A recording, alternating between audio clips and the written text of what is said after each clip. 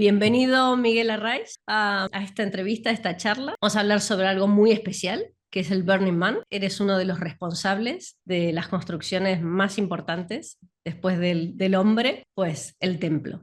Entonces, primero que todo, agradecerte esta entrevista, esta charla. Y bueno, quiero que me cuentes un poquito quién es Miguel Arraiz profesionalmente. Sí, bueno, muchas gracias por la invitación. Pues profesionalmente, yo muchas veces respondo como diría mi hijo. Mi padre era arquitecto y Qué no sé qué bien. ocurrió probablemente con la crisis del 2009. Sí que tenía un despacho grande de arquitectos y con la crisis de aquel año pues decidí cerrarlo y bueno, buscar la vida arquitectónica por otro lado y me apareció, viviendo en Valencia, pues apareció la posibilidad de construir fallas, pero bueno, desde el punto de vista arquitectónico, no desde el punto de vista tan tradicional. Entonces, bueno, pues empezaron a dejarme espacios públicos para intervenir y luego quemar las piezas. Y bueno, eso fue como un cambio radical, ¿no? Porque me permitía juntar arquitectura con poesía, con arte. Y bueno, al final pues uno pues se acaba enganchando a ese tipo de ejercicio de la profesión. De hecho, siempre he dicho que me he sentido más arquitecto haciendo eso que en la época De construcción. de construcción loca que vivimos en la primera década de los 2000. Y bueno, pues al final, estirando de esa cuerda y siguiendo, sí que es verdad que luego, bueno, el parón que hubo en todo el mundo, pues por la pandemia, y después pues acabé en la capital mundial del diseño, que era Valencia, como director de proyectos. Y también por casualidades de la vida, pues acabé haciendo el pabellón principal de aquel evento. También un poco, me vino muy bien porque también era un pabellón temporal, pero bueno, era temporal de otra manera, porque eran 7, 8 meses que iba a estar el edificio en el centro de Valencia. Entonces eso pues, me permitió que, o sea, como explorar otros campos más allá de estas piezas efímeras que hacíamos en las fallas y en otros eventos, pues que al final Claro, estaban una semana y al final acababan claro. quemándose este edificio, pues no lo quemamos. Y por circunstancias de la vida, sí que es verdad que hace 10 años entablamos una relación de intercambio cultural entre el Burning Man y Valencia, pues a través de las culturas del fuego. Y yo sí que hace 10 años llevé una pieza artística al desierto. Ah, qué Y bueno. desde entonces he sido también el contacto regional del Burning Man en España, en la zona de Valencia. Y por casualidades de la vida, pues me presenté al concurso de hacer la pieza que termina el evento, que es el templo del que hablaremos luego. Y nada, eso cambió mi vida hace un año. Cogí las maletas, me dejé mi trabajo aquí, mi casa aquí, y me he ido 8 meses a Estados Unidos a sacar adelante este 8 meses. proyecto. Que sí, que quemamos bueno, hace no tanto, hace un mes. Estaba ardiendo en mitad del desierto. Es verdad, es verdad. Wow. Qué locura, ¿no? O sea, llegar de hacer algo en Valencia, que fue un poco así que ha llegado medio de casualidad, ¿no? O sea, cuando empezaste a hacer aquel edificio que no se quemó finalmente, o sí se quemó. Sí, no, ese no se quemó, pero también tuvo un final, porque luego, curioso, porque era desmontable, pero iba a ser colocado permanentemente en la ciudad. Pero bueno, hubo cambio político, estas cosas que ocurren. Y bueno, Ah, pues ahora también soy de uno de esos arquitectos que tiene un edificio en un almacén. No lo tengo yo, lo tiene alguien y está ahí a la espera de... O sea, no lo quemamos, pero sigue teniendo esa especie de vida efímera curiosa de ser ese edificio qué bueno, desmontado. qué bueno. Sí, sí. Bueno, vamos a hablar del Burning Man, que hace tantas décadas que se construye y se quema. Así que cuéntanos un poquito qué es el Burning Man y ya nos meteremos Claro, sí, sí. en tu visión. Perfecto, bueno, el Burning Man empieza hace, yo creo que en el 86, o sea que ya va a hacer casi 40 años y bueno, está todo el movimiento hippie de la zona de San Francisco y empiezan a hacer unos eventos justo debajo del Golden Gate, en una playa que se llama Baker's Beach. Entonces se Ujú. empiezan a reunir y bueno, era como para celebrar el final del verano, pues llevaban una figura de un hombre y la quemaban. Entonces, bueno, pues el primer año lo hicieron, el segundo año pues ya aparecieron 300 personas, 400, el tercer año más personas y bueno, llegó la policía y dijo que eso de quemar cosas en San Francisco debajo del Golden Gate, pues que no, que eso ya no lo podían volver a hacer. Y entonces conocían a otras personas que tenían vamos, hacían un encuentro en mitad del desierto, muy pequeño, y decidieron al año siguiente pues que se iban a mitad del desierto a hacer ese evento. Mitad del desierto son 9 horas en coche de San Francisco donde se iba. Y luego, bueno, pues de nuevo el primer año pues fueron 300 personas, 500, 1000, 2000, 5000, 10.000, 20.000, 80.000. Ha llegado a ser el máximo que fue antes de la pandemia. Ahora sí que es verdad que con la pandemia, también en los últimos años ha habido como muchos problemas con la climatología. Pues Mm. estamos entre los 72.000, 75.000, un poco es la población de esa ciudad efímera que aparece y desaparece durante una semana y que se convierte en la tercera ciudad más grande del estado de Nevada durante esa semana. Y en realidad, bueno, muchas veces la gente lo llama festival, pero en realidad un festival sería un lugar en el que tú pagas una entrada y eres un espectador porque hay gente que va a tocar música y hay un line-up de quien sea. En realidad no es así porque aquí uno de los principios es que todo el mundo es participante, no hay espectadores. O sea, todo el mundo va a aportar algo. O sea, tú eres igual que los demás y aportas, que hay gente que aporta su arte, hay gente que lleva música, hay gente que lleva comida para regalar, porque otro de los puntos importantes del evento es que está prohibido el dinero. Mm.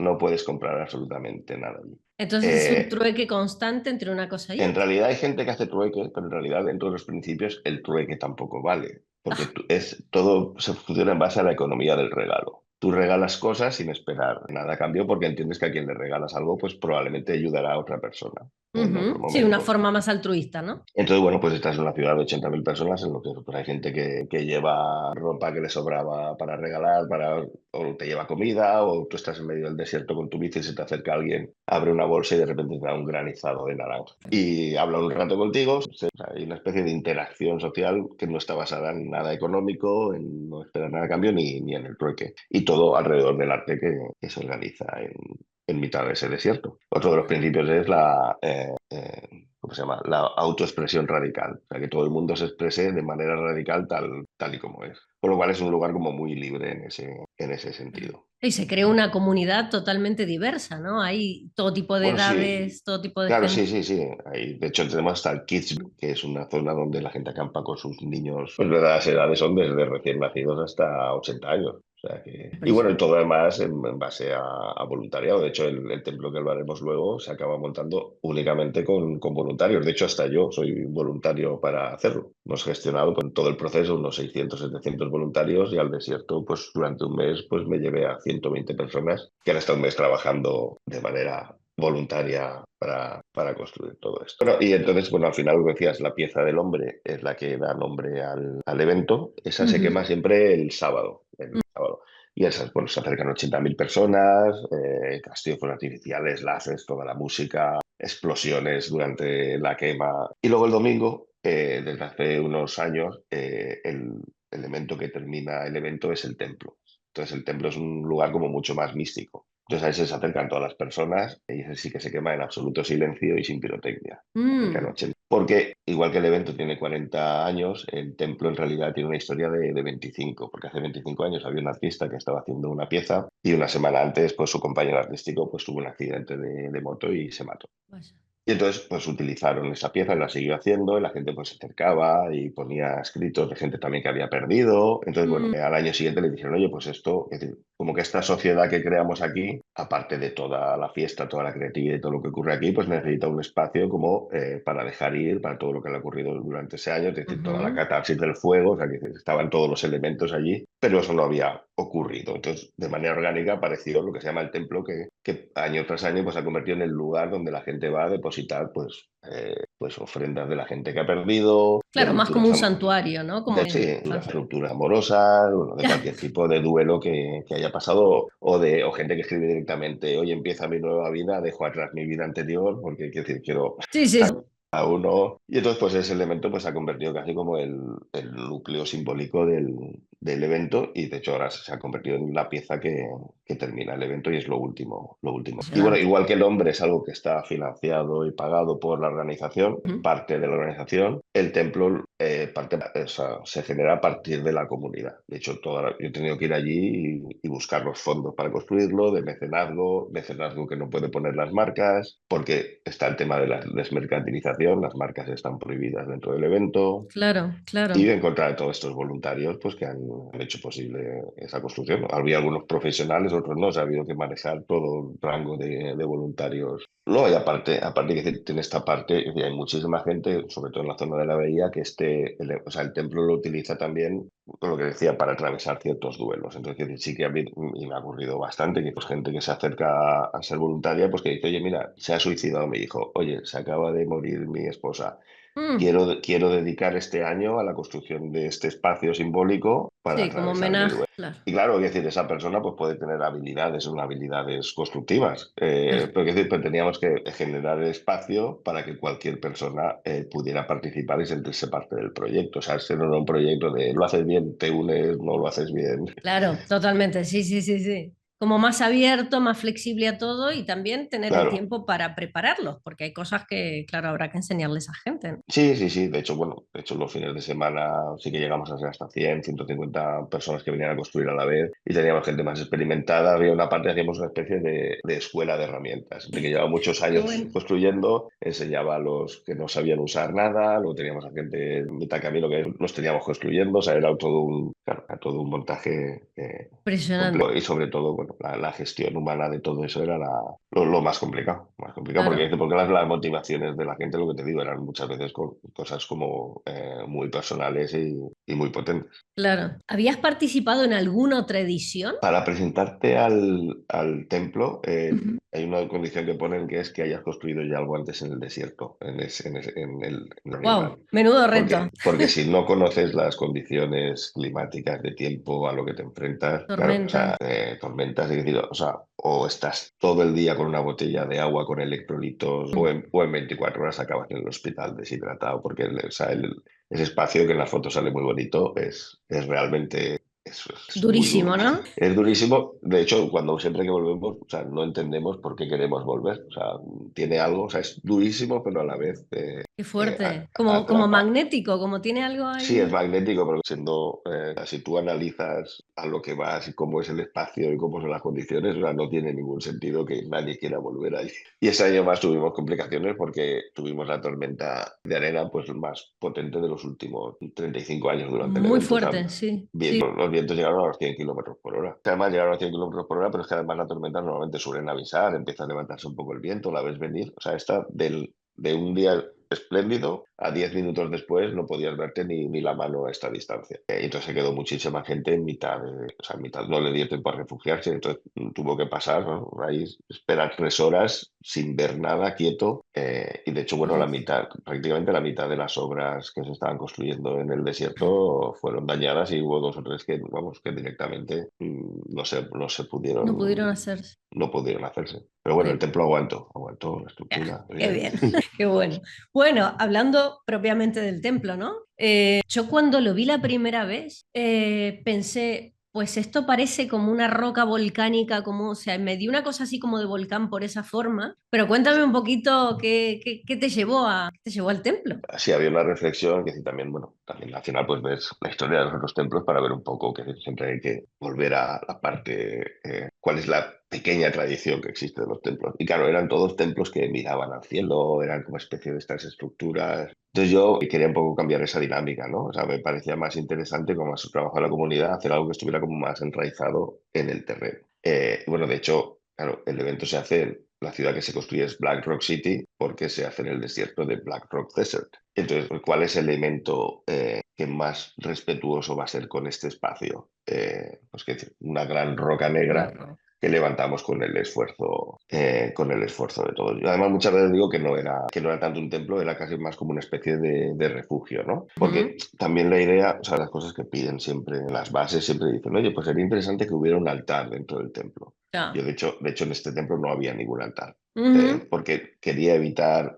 pues que la gente fuera a un lugar a depositar las ofrendas como pidiendo una respuesta al universo o buscando Mm. las respuestas a tu duelo en algún lugar. Entonces, de hecho, en el interior había como dos bancos enfrentados porque yo lo que quería es que la gente entrara y viera a la persona que tiene enfrente.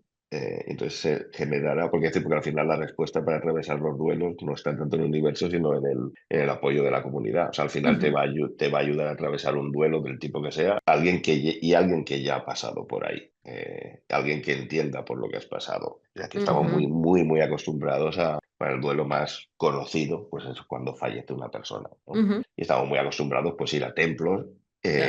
a que nos ayude a atravesar el duelo una persona que durante el funeral pues habla durante media hora. Y bueno, habrá casos y habrá casos, evidentemente hay gente que lo hará muy bien, pero yo creo que hay un pensamiento muy generalizado es, por favor, que esta persona acabe pronto este discurso, porque porque no me está ayudando a atravesar el duelo. Claro, totalmente. Claro, Mm. entonces, quiero decir, yo creo que al final estos espacios que se generan en lo que la propia comunidad ayuda a la comunidad a atravesar estas cosas, que decir, no existen en las ciudades, al final tenemos estos lugares, no quiero llamarlo casi como fast food del duelo. Y luego, bueno, también tenía esta parte de qué es realmente un templo o qué hace sagrado a un espacio. Entonces, quiero decir, también estamos muy acostumbrados ahora, la arquitectura, las religiones, los cultos, pues construyen templos y le dicen a la comunidad, estoy construyendo esto y esto te digo yo que es sagrado. En cambio, si te vas a pensar como las sociedades se reunían antes, que se reunían en espacios de la naturaleza, pues la roca, el lago, la montaña, el árbol, y ellos por su uso convertían ese espacio en sagrado. Entonces era un poco, o sea, que el poder lo tenía la comunidad, no venía desde un lugar Desde la indefinido construcción, sino o desde el exactamente. espacio. Entonces aquí un poco, bueno,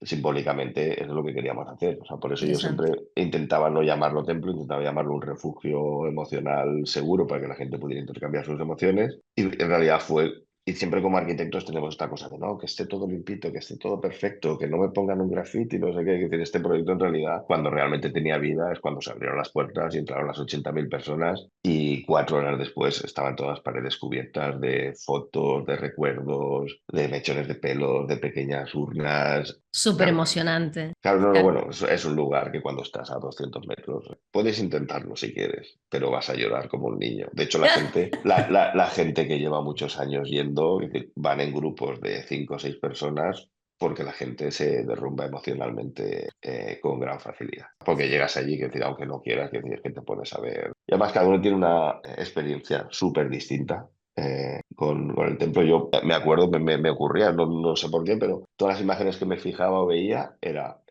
fotos de gente súper joven que había fallecido en el mes de julio. Y yo veía otras cosas que estaba tan lleno de cosas que era como... ¿Era eso lo que ponías un poco foco en eso sin darte cuenta? No lo sé, era sin darme cuenta. Cuando iba y decía, ostras, mira, o sea, sí que me digas ahí, había un toque, pues, me fijaba de repente en fotos de gente muy joven. Era lo que más me llama, normalmente también es lo que más llama la atención cuando llegas a un lugar, Mm.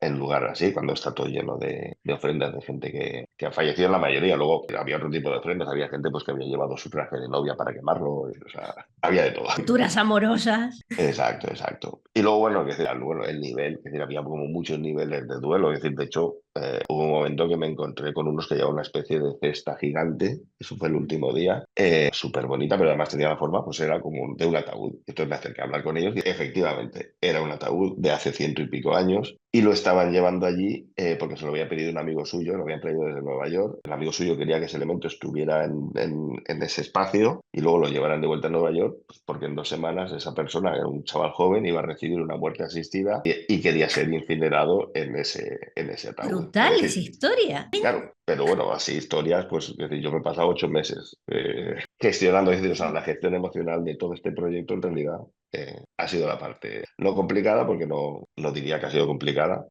pero yo creo que es un poco la diferencia, Muy o lo que intensa, ¿no? diferencia este proyecto. Sí. Si tuvieras que mencionar un poco, si vamos más a lo arquitectónico, ¿no?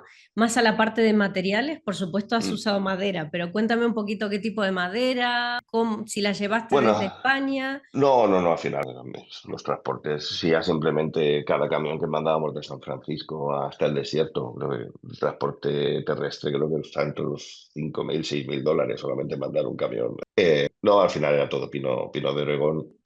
Y nada, bueno, y sí que es verdad que además vas construyendo por piezas y si tienes que tener en cuenta que tienes el ancho de los camiones son 8 pies, ya no sería hablar en centímetros, ya Ay, mejor lo ya, hablo. te ha cambiado el chip. Ya estamos en pies. Son 8, no sé, son no sé cuántos metros, 2 metros y algo. Entonces, bueno, tienes que dividir el proyecto en esas piezas y aparte no puedes ensamblarlas a priori. Es decir, o sea, cuando teníamos material suficiente para llenar un camión por el tamaño de la nave, o sea, el camión iba al desierto y esas piezas con las que continuaban, tenían que encajar, nunca las pudimos probar en taller, hubo que probarlas directamente In situ. in situ. Y Ah, claro, había piezas y había camiones que habían estado, bueno, por los tiempos de construcción que llevaban 3 meses en el desierto. Entonces, mm, claro, sí que es verdad por cómo ponen los tornillos, cómo hacen las placas, cómo diseñan, o sea, que había cosas que teníamos en el proyecto inicial, pero que luego, bueno, tienes como pequeños trucos que te dicen carpinteros profesionales de allí para intentar, claro, porque en la madera claro. al final se encoge, se retuerce, entonces tienes que pensar mucho cómo vas a construir, cómo va a moverse la madera y sobre todo también que vas a construir con... Son profesionales, pero no son son profesionales, son todos voluntarios. Hay gente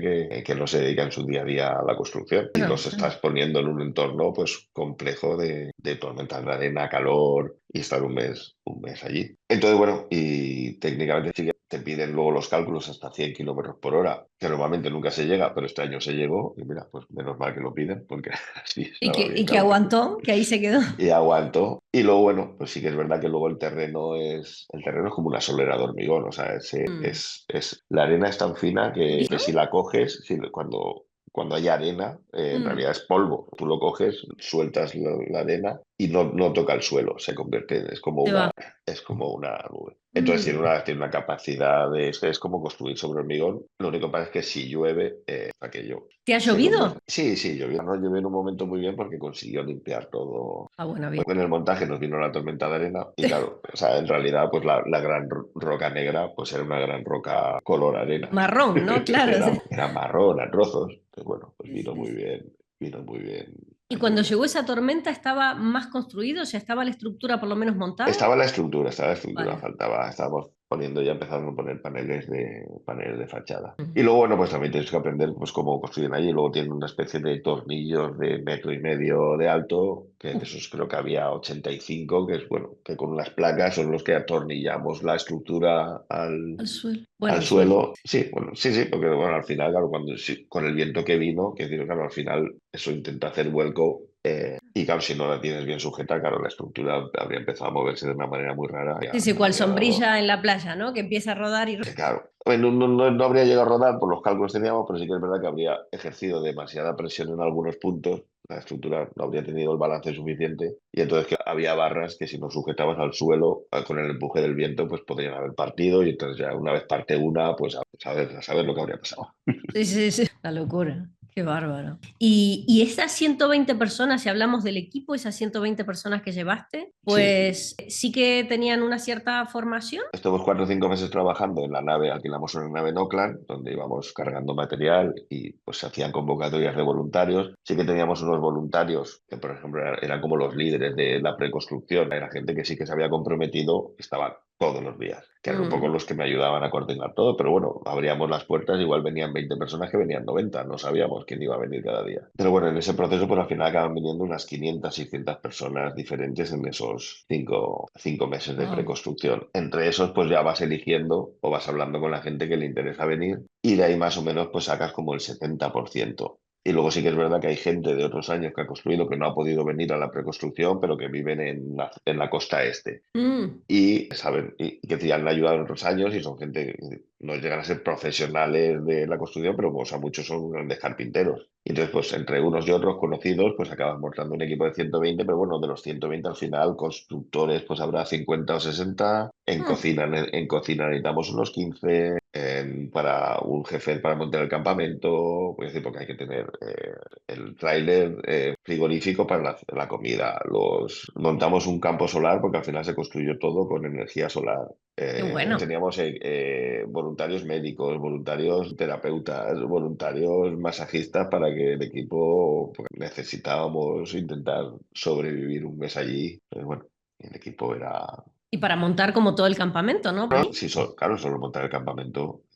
Claro, al final llevaríamos unas 40 caravanas, más la zona de tiendas de campaña, montar unas duchas. Si te quieres duchar, tendrías que llevar ducha. La tienes que montar tú con un depósito de agua, con un fontanero que lo organice, una recogida de aguas porque no puedes contaminar el suelo con agua con jabón, o sea, no puedes tirar agua con jabón al desierto. Mm. ¿Cierto? Otro de los principios del Burning Man es que tiene que quedar el espacio más limpio. De hecho, nosotros después de la quema nos quedamos 2 días recogiendo las cenizas y tamizando para separar la arena de los restos de los restos de la quema. Con rastrillos imantados para recoger todos los clavos. Ahí estuvimos. O sea que el proceso no es solo construir, sino que luego es el evento y luego es a posteriori después de la quema, pues quedarse. Batimos el récord, lo hicimos en día y medio, normalmente se tarda unos 3 días en recoger. Pero este Impresionante. año se quedó muchísima gente. Qué buena, qué buena. Me has contado un poquito de los retos que tuviste. A nivel escala, o sea, no sé qué tamaño tenía el No, templo como tal. de altura eran 13 o 14 metros de alto Bueno, y impresionante. y el diámetro eran unos 32. No sé si lo calculo bien en su momento, pero yo creo que estábamos en torno a las 120, 130 toneladas de madera. Y Impresionante. luego, bueno, luego también la parte interior había una parte que también era interesante, que hicimos una especie de vortex con, bueno, con vareta, que es una técnica tradicional aquí de las fallas de Valencia. ¿Vale? Entonces me llevé a 4 artesanos de Valencia que no hablaban inglés, que no habían estado nunca en Estados Unidos. Pero Se que tal cogí- vez no lo necesitaban, ¿no? Pues estaba No, contigo no, al no, lado. porque además los cogieron, les dije que era el evento que luego se arrepintieron de no haberse quedado, pero en su momento lo veían como un lugar muy extraño para ellos y no Ya, entendían mucho. Cogieron el avión, aterrizaron en Reno, salieron del avión, del aeropuerto en Reno con todas estas máquinas tragaperras a los lados, es lo que vieron. La primera vez en Estados Unidos, probablemente no vuelvan jamás. De ahí fueron directamente al desierto, construyeron su pieza en 5 días y de ahí fueron directamente de vuelta al aeropuerto. qué bueno. Entonces, Vale. lo único que han visto, lo único que conocen de Estados Unidos es el Burning Man, que bueno, Menuda es curioso. experiencia. Menuda experiencia, sí, sí. Se arrepintieron de ese, se arrepintieron de ese. Siempre se decían, "Ay, nos teníamos que haber quedado más". No, porque además les encantó que si ellos, además, como artistas falleros, artesanos falleros, claro, de repente son una ciudad que está todo el mundo construyendo cosas, porque no solo se construía el templo, es que apareció la ciudad. Cuando nosotros entramos había 4.000 personas en el desierto y de un día para otro éramos 75.000. Qué- Era claro, era como, claro, no solo era construir el templo, era ver cómo había 200 piezas de arte construyéndose por allí, cómo estaban acabando el aeropuerto, que se construyó un aeropuerto temporal, un hospital de campaña, todo lo que era como 70.000 personas ahí moviéndose y construyendo una ciudad. Tremendo, tremendo. Una ciudad que luego se desmonta y que el templo tenía como unos perímetros, me pareció ver. Bueno, piden que haya una valla, porque es decir, es Mm, la zona que llamamos de playa, además se llama playa en español, es la zona, sí. pues claro, ahí solamente pueden circular o bicicletas o vehículos modificados. Son estos Mm, vehículos que se ven a veces en las imágenes como un dragón gigante. Entonces, bueno, se pone esa especie de vallado primero para tener más superficie para las ofrendas, ujú. porque te piden un número de metros cuadrados que es imposible por las dimensiones de los templos cubrirlo solamente en el espacio En el interior. interior, Y claro. luego también para evitar pues, que la gente entre directamente con la bici dentro o que entre con los vehículos hasta dentro. O sea, y luego también es esa especie de espacio intermedio entre todo el ruido y lo que ocurre fuera. Y pues necesitas ese espacio un poco de recogimiento antes de entrar. Hay que arquitectónicamente, claro, no vas a estar en un entorno festivo y, Mm. Y y ya está. pasar de un momento al Eh, otro, claro. Y sí, claro, tener como un espacio de transición, ¿no? claro, claro. Mm. Entonces, pues siempre hacía Incluso esa prueba. sonoro, ¿no? Porque se me ocurre que si de pronto estás en una megata Sí, ahí a como... ver, las distancias luego si ves en el plano son brutales y normalmente estos grandes coches modificados, que además suelen ser los vehículos, bueno, digo coches, son como camiones, Sí. muchos de ellos llevan música y son los que se van a Deep Playa, al fondo de la playa por la noche, ves como esa especie de grandes dragones y piezas y y que van seguidos como por 1.000 o 2.000 bicicletas porque se van a escuchar música al fondo del desierto. Entonces, bueno, esos camiones y esos vehículos con música pues van por todos lados, pero sí que es verdad que la mayoría cuando se acercan al entorno del templo, pues por ejemplo, bajan la música Por y respeto, sí, claro. sí. Y la distancia esa de la distancia son enormes. O sea, de hecho, Mm. el ancho de la ciudad, o sea, el ancho de la ciudad que se monta tiene el mismo ancho de la isla de Manhattan, un poco para hacerlo. O sea, para ir de un lado a otro, es como estar en un lado de Manhattan y ir hasta el otro, que cuesta un ratito. Sí, sí. Al final siempre dicen que la única manera de disfrutar el desierto o el Burning Man es rendirse a lo que vaya a ocurrir. Entonces, o sea, intentas pelear Expectativas contra eso. bajitas. No había ninguna expectativa. De hecho, la expectativa, la expectativa que le puse al equipo, porque es un proyecto que nace de la comunidad. O sea, que decir, si vienen suficientes voluntarios, lo montaremos. Si conseguimos suficiente financiación, lo montaremos. Porque, de hecho, para hacer el proyecto a mí me dan $150.000 de la organización, pero el proyecto está en torno a los $800.000. Y yo tengo que irme a Estados Unidos y buscar el resto del dinero. Y lo que te decía, además, no puedo pedir dinero a cambio de... O sea, yo no ofrezco nada a cambio. No pueden ni sacar un anuncio en prensa de hemos patrocinado esto. Entonces, bueno, desde ese momento, es decir, yo también le dije al equipo, es que lo que hagamos será lo que la comunidad ha sido capaz de hacer. Si no hay suficiente dinero, si no hay suficientes voluntarios, es decir, no os preocupéis que yo saldré y diré, oye, mira, esto es lo que hemos sido capaces, hay medio templo, hay tres cuartos de templo, Claro. hay un templo entero. Entonces, en ese sentido, yo no estaba preocupado porque ocurriera lo que ocurriera, yo sabía que iba a haber alguna razón para que hubiera ocurrido y iba a ser capaz de explicarla. Y no consideraba que fuera mejor o peor que el proyecto saliera completo, ¿no? Al final el proyecto iba a ser el reflejo de lo que la comunidad había sido capaz de construir entre todos. Entonces, y alguna vez, cuando esa es la perspectiva inicial, pues, por así decir, te evitas la posibilidad de fracaso. O sea, No, si en mi total. mente habría Mm. estado, no, este es el proyecto de mi vida, esto es lo que va a hacer que sea un arquitecto no sé qué, y tengo que acabarlo perfecto porque la foto tiene que ser muy bonita y no sé qué. Entonces, claro, habríamos muerto todos. Y Claro. habría muerto yo por ansiedad y el equipo habría Sí. visto que era un proyecto que no venía de la comunidad, sino que venía de... Yo siempre he dicho que para hacer arte o arquitectura allí hay un Mm. montón de becas honoríficas y eso, pero el templo al final no tiene nada que ver con ir allí a hacer el arquitecto o el artista. Es más un trabajo de liderazgo de la comunidad, de gestionar todo Sí, tiene otro ese, trasfondo, sí, ese claro. trasfondo totalmente Sí, sí, diferente. sí. Brutal, brutal. Dirigir a toda esa gente, vamos un poco a la parte como más humana, ¿no? Ha sido un poco complicado porque había gente de todo tipo y hoy tenías a 20 personas y mañana 50 o lo que Ujú. sea. ¿Pensaste en algún tipo de escalamiento, decir, bueno, vamos a tener cierta verticalidad para poder gestionar a todo ese equipo de gente en el día a día? A ver, había líderes, pero en realidad era bastante horizontal. O sea, yo tenía un operation lead, o sea, una jefa de operaciones, que era un poco la que era como mi mano derecha que me ayudaba a todo. Luego teníamos un encargado de voluntarios, Ujú. un encargado que ayudaba con la búsqueda de donantes. Y luego en realidad teníamos a alguien que se encargaba de gestionar como un jefe de obra, ¿no? Se encargaba de gestionar el trabajo en taller previo y luego hubo otro líder que era el encargado de la gestión de la construcción en el desierto. Ujú. Y el resto eran todo voluntarios que igual venían, hubo muchos que sí que se implicaron muchísimo. Y a nivel de cómo gestionar eso, es decir, yo al final mi postura fue intentar de alguna manera que ellos sintieran que el proyecto era suyo también. Era la única manera. Entonces, por así decir, yo Vale. me dedicaba por así decir, a crear el espacio para que todos pudieran trabajar. De hecho, tanto las capillas como las vallas en el proyecto, yo las había diseñado simplemente con la forma. Pero todo el trabajo de, oye, vamos ahora a ver cómo son los detalles, cómo se va a construir, qué grafismo le vamos a poner. Eso era trabajo directamente con ellos y además decidí, porque podía haberme puesto a diseñar, tuve tiempo para diseñarlo, Mm. pero me retuve y no quise diseñarlo porque quería que fuera un trabajo que se hiciera con ellos. Participaran ellos también en... Tenía también el punto este Qué de, claro, guay. era un proyecto que era como una roca que se había roto, que tenía grietas, que había rupturas, que hablaba sobre el duelo, sobre los fallos. Entonces, sí que es verdad que había muchos momentos cuando estábamos construyendo cosas que alguien se equivocaba y cortaba alguna pieza mal. Mm.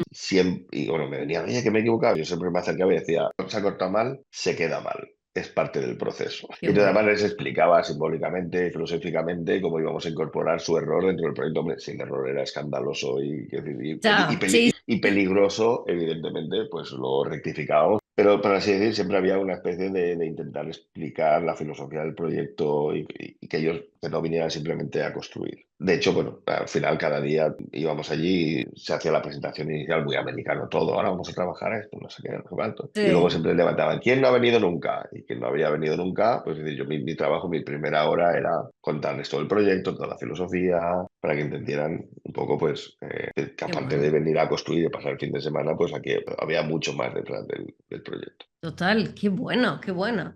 Aparte, la importancia de hacer partícipe justamente a personas que por ahí era su primera vez, su segunda vez, o sea, que sientan que eso también era de ellos, ¿no?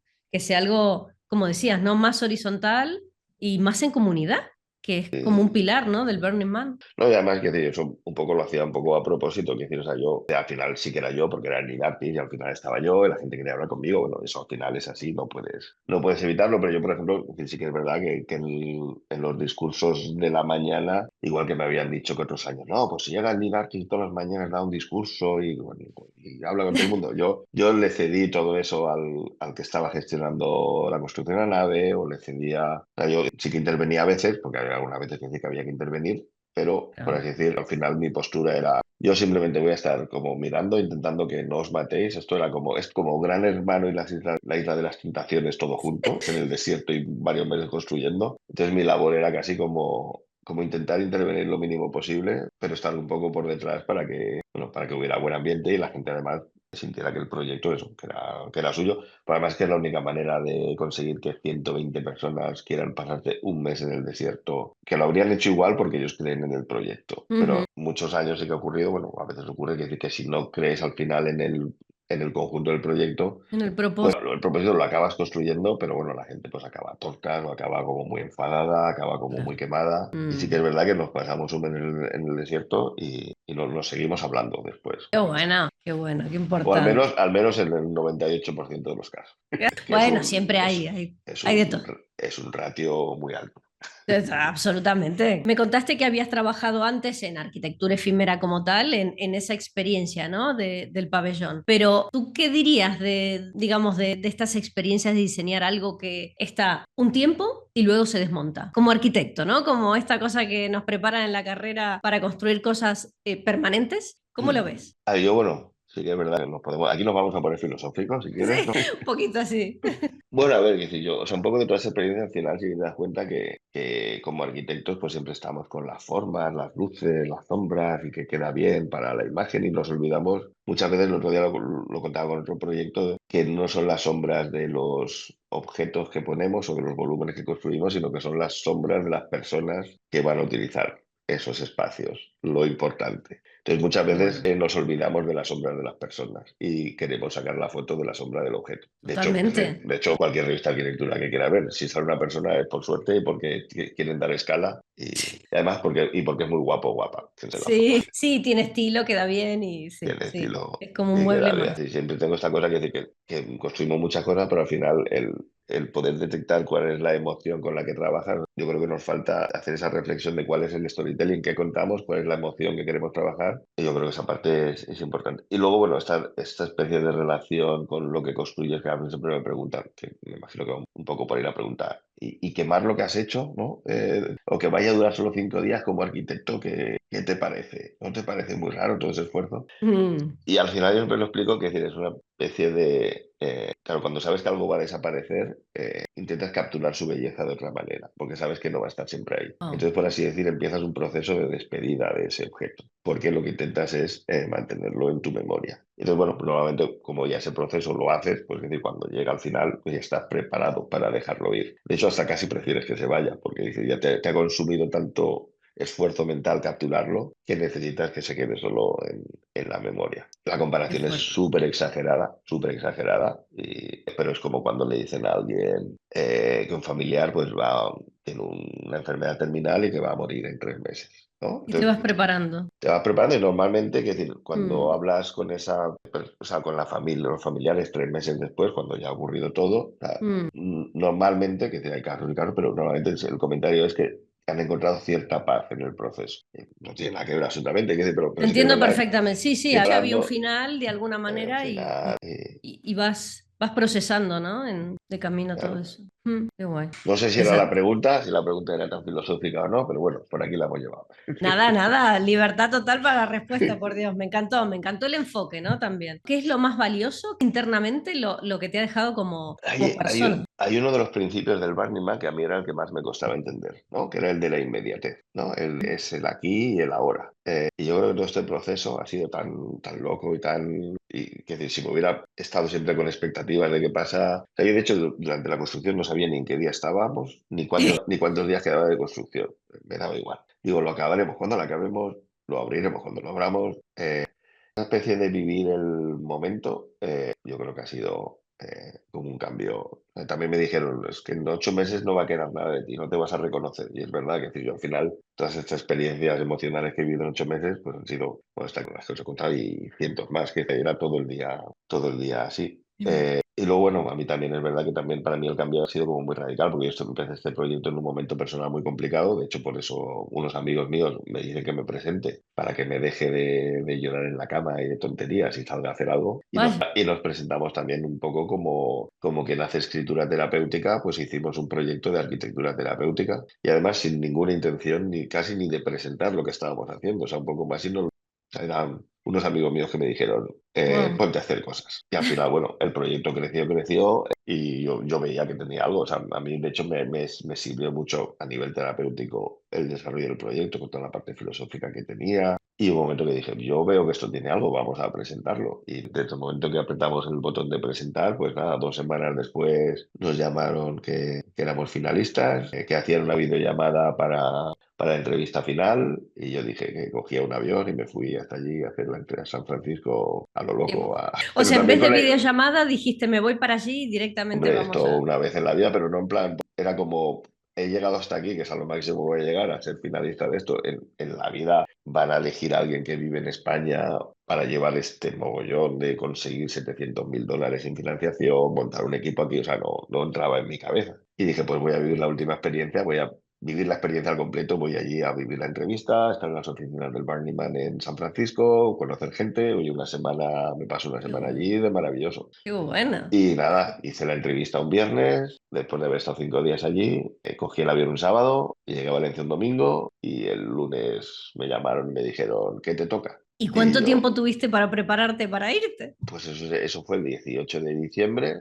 Al día siguiente dejé mi trabajo, me despedí de mis hijos en Navidad y a mitad de enero cogí las maletas y me fui para allí. Y empezamos a montar el equipo, buscar el dinero, acabar el proyecto, porque era un anteproyecto. Es decir, o sea, estaba definido, pero bueno, había que hacerlo real. Claro, wow. O sea, ¿habías presentado técnicamente planos? Es unos renders, sí, los imágenes, los renders estaban, pero bueno, es decir, pero sí que luego, bueno, habíamos utilizado unas medidas de despiece, pues que luego hubo que rehacerlas todas, porque luego ya te pones más en serio a ver qué miden los camiones. Este es el ancho del camión, este es el ancho que puede ¿Cuánto tienen los circular por la tableros? carretera, ¿Cuánto tienen las piezas? cuánto del tablero, las piezas, Sí, total. cuánto son 3 pies, 2 pulgadas y 3 cuartos, yo qué sé. Total, el tema de las medidas es un tema Eso, limitante. bueno, de hecho, limitante, de hecho, todo el banco interior que había, que fue lo habíamos preconstruido y era lo último que teníamos que meter, teníamos ya el edificio acabado, inaugurábamos al día siguiente, entonces fuimos a meter esa banca del interior que iba adentro y había habido un problema con las medidas entre pies y metros. Y no cabía. Entonces, no cabía, no cabía. Entonces, nada,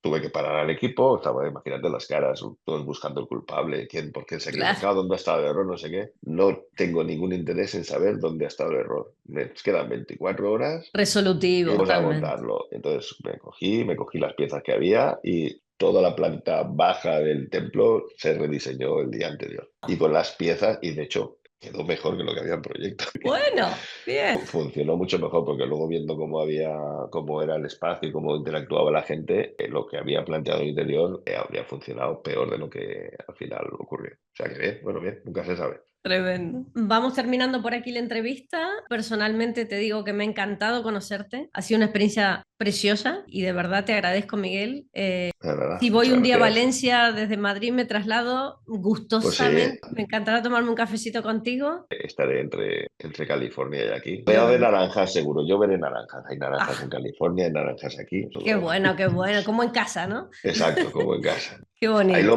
malo es que tiene el océano y tiene tiburones blancos, que aquí en el Mediterráneo no. Alguna medusa por ahí. Exacto, pero poco más. Bueno, Miguel, un placer. Me ha encantado la entrevista. Ha sido un placer también para mí. Muchísimas gracias Gracias, por la gracias. invitación. Por favor. Hasta Hasta luego. luego. Hasta luego.